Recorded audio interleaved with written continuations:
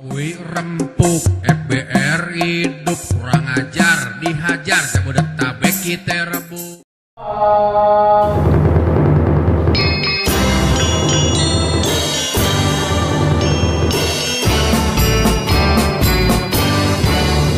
FBR selalu abadi di hati kaum Betawi, karena jasa dan budi bagi Ibu Pertiwi.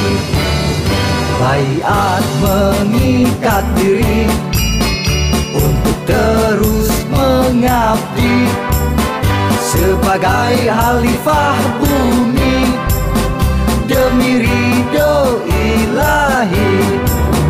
Nyok tegakkan